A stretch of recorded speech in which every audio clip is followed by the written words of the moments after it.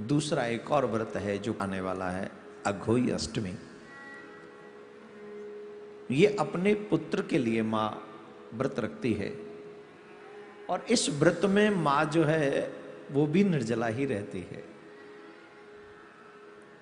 जब वो चंद्रमा निकलने पर जल पीती है और यहां तारे निकल आने पर पूजा करती है।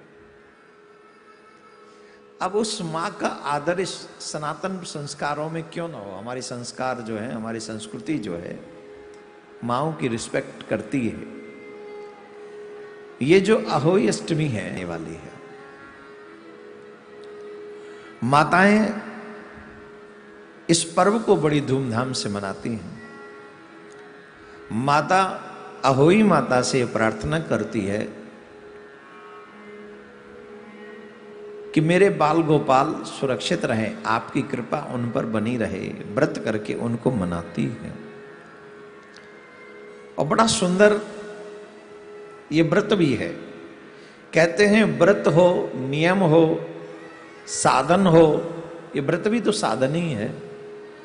हमारे देवी देवताओं को बड़े हृदय से स्वीकार्य होते हैं। जब आप कोई साधन करते, आप कोई नियम करते, आप भजन करते, आप व्रत करते हैं, देवी देवता इसे स्वीकार करते हैं। दीपावली से ठीक एक सप्ताह पहले यह व्रत पड़ता है, जो कि इसका जो शुभ मुहूर्त है, पूजा का जो मुहूर्त है, इसमें इन दिनों में माता पार्वती और अहोई माता का पूजन किया जाता है। सायंकाल के वक्त भावना के सहित, अब आप लोग जानते हैं कि अहोई माता को हम लोग दीवाल पे सजाते हैं, उनकी सुंदर छवि बनाते हैं, फिर उनकी पूजा करते हैं और सायंकाल भक्ति भाव के साथ दीवार पर अहोई की पुतली रंग भर कर बनाते हैं। उसी पुतली के पास सेई व सेई के बच्चे भी बनाते हैं। आजकल बाजार से भी मिल जाते हैं, तो आप वहां से भी लेके आ सकते हैं। संध्या के समय सूर्यास्त होने के बाद जब तारे निकलने लगते हैं तो अहोई माता का पूजा प्रारंभ होती है। पूजन से पहले जमीन को स्वच्छ करके पूजा का चौक पूर कर एक लोटे में जल भरकर उसे कलश की भांति चौकी के एक कोने पर रखें और भक्ति भाव से पूजा करें।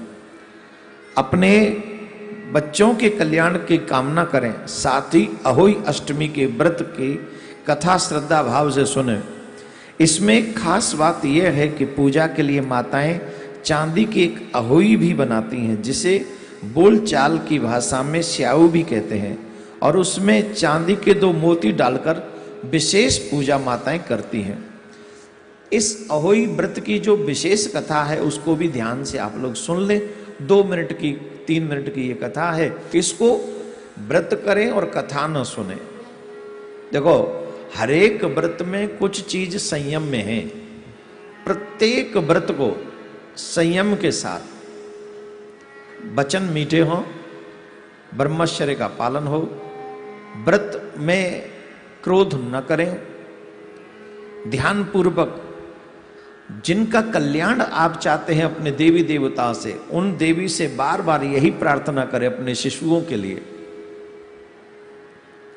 कि ये सुरक्षित रहें, ये मंगल में रहें, ये आनंद में रहें, ये प्रार्थना करते रहें। उनकी आपकी प्रार्थना अवश्य सुनी जाती है। ब्रह्मचर्य का पालन अवश्य करें, क्रोध न करें। कईयों को मैंने देखा है कि व्रत तो करते हैं पर पूरे दिन लड़ते रहते हैं घर में। क्रोध के आने से, आप समझिए हम क्रोध को क्यों मना करते हैं? क्रोध के आने पर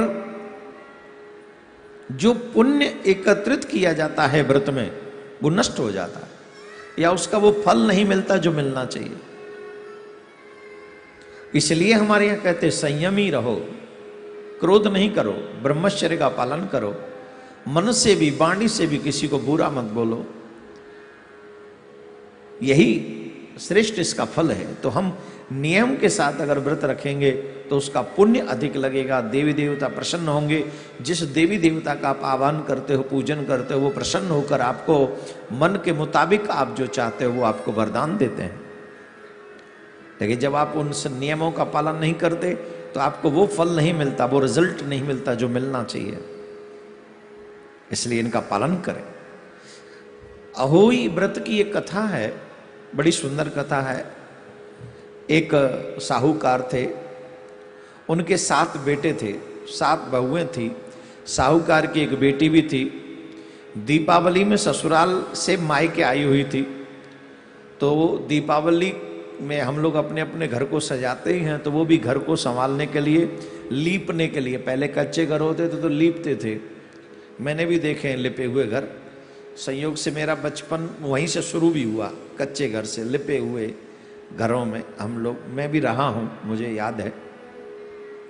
तो दीपावली, होली, कोई त्योहार आता है, कोई शुभ दिन होता है, तो माताएं बहन अपने उस घर को लीपती हैं। जैसे आजकल नहीं पेंट करते हैं, लीपना पोतना, ये हमारे ब्रज के शब्द हैं। तो लीपती थी। तो लीपने के लिए वो मिट्टी खोदने के लिए वन में गई, जंगल में गई। तो ननद आई हुई थी, तो ननद ने कहा भाभी आप जा रही हो तो मैं भी चलती हूं, मुझे भी ले चलो। तो अपनी भाभीियों के साथ में वो ननद भी उनके साथ चली गई, मिट्टी खोदने लगी। सभी अपनी अपनी परात भर रही थी मिट्टी खोदने के लिए। तो जब मिट्टी खोद रही थी तो खुरपी ननद के हाथ में भी थी। तो गलती से साहूकार की बेटी की खुरपी की चोट से स्याहू का एक बच्चा मर गया। वहां एक गड्ढा था, वहां स्याहू रहती थी, उसके कुछ बच्चे थे, वो बच्चा कट गया उस खुरपी से। तो वो क्रोधित होकर स्याहू बोली मैं तेरी कोख बांध दूंगी।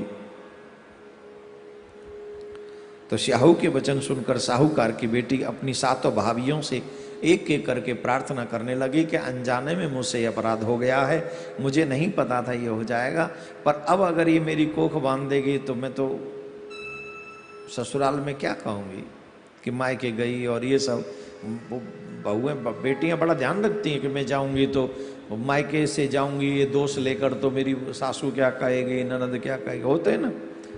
तो बोले मैं क्या कहूँगी, इसलिए आप अपनी कोख बंधवा लो, आप बंधवा लो, आप बंधवा लो। सबने मना कर दिया। लेकिन जो सबसे छोटी बहू थी उसने कहा दीदी कोई बात नहीं, मैं अपनी कोख बंधवा लेती हूँ। कई लोग कोख बांध देते हैं, जानते हो ना कोख बांधना किसको कहते हैं, फिर शिशु नहीं होते हैं। कई ऐसा तंत्र भी करते हैं कि किसी की कोख बांध दे जिससे किसी का वंश न चले। देखो भाई मैं इसके बड़ा अगेंस्ट हूं। तंत्र विद्या है, मैं उसका रिस्पेक्ट करता हूं, लेकिन वो तंत्र किस काम का जो थोड़े से पैसे के लिए आप किसी का बुरा कर दें, आप किसी का वंश रोक दें, आप किसी की बुद्धि खराब कर दें, या वो तंत्र किस काम का थोड़े से पैसे के लिए। हो सकता है आप और हम यहां कोई जवाब ना दें, लेकिन भगवान के यहां जवाब देना पड़े। मैंने तो ऐसे लोगों को भी सुना है, देखा है कि दूसरों का बुरा करके लोग आगे बढ़ते हैं।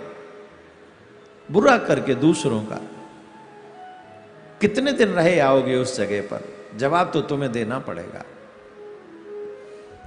तो तंत्र विद्या मैं सम्मान करता हूं, लेकिन आपके प्रयास से कुछ गलत हो जाए वो नहीं करना चाहिए। चलो खैर अभी हम बात कर रहे हैं कोक बांधी। तो छोटी भाभी ने कहा कि मुझे स्वीकार है, मैं अपनी कोक बंधवा लेती हूँ। छोटी भाभी मान गई। अब भाभी के बच्चे होते 7 दिन बाद मर जाते। 7 पुत्रों की इस प्रकार मृत्यु हो जाने के बाद उसने पंडित जी को बुलाया और पंडित जी से अपनी समस्या कही कि महाराज ये बड़ी समस्या हो गई हमसे, तो बताइए। तो पंडित जी ने सुरही गाय की सेवा करने की सलाह दी। सुरही देखो यहाँ गाय की सेवा करने की सलाह दी। गाय की सेवा हम लोग नहीं करते हैं, गाय की सेवा करो सनातनियों, गाय की सेवा करो। आपकी गाय की सेवा आपके परिवार में समृद्धि लाते।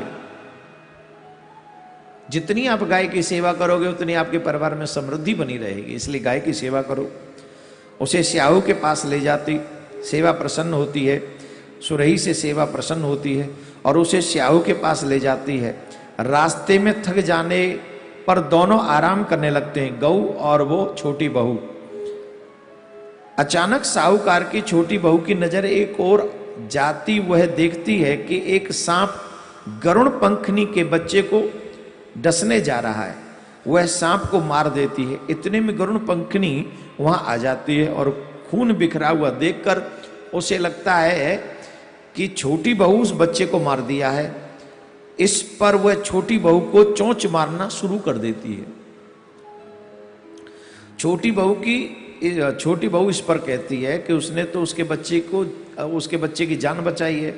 गरुण पंखनी इस पर खुशी होती है और सुरही सहित उन्हें स्याहू के पास पहुंचा देती है। वहां स्याहू छोटी बहू की सेवा से प्रसन्न होकर उसे 7 पुत्र और 7 बहू होने का आशीर्वाद देती है। स्याहू के आशीर्वाद से छोटी बहू का घर पुत्र और पौत्र वधुओं से हरा भरा हो जाता है। अहोई का अर्थ यही भी होता है कि अनहोनी को होनी बनाना और किसी अप्रिय अनहोनी से बचाना, उनको भी हम अहोई माता कहते हैं। बोलो अहो माता की जय। हम प्रार्थना करते हैं जो भी सौभाग्यवती माताएं अपने शिशुओं के लिए अहोई अष्टमी का व्रत करती हैं, मैं प्रिया कांजू से प्रार्थना करता हूं आपके बाल गोपाल प्रसन्न रहें, सुरक्षित रहें, हंसते रहें, बोलते रहें, नाचते रहें, झूमते रहें, गाते रहें, भगवान का भजन करते रहें और चकाचक होते रहें। खूब खुशहाली आपके घर में बनी रहे और खूब आप गौ माता की सेवा करते रहो। जब जब अवसर मिले खूब गौ की सेवा करो। बोलो राधे राधे। तो मैं सोच रहा था 2-4 मिनट में हो जाएगा, पर अहोई माता है, थोड़ा 10-15 मिनट लग गए होंगे। तो आइए हम लोग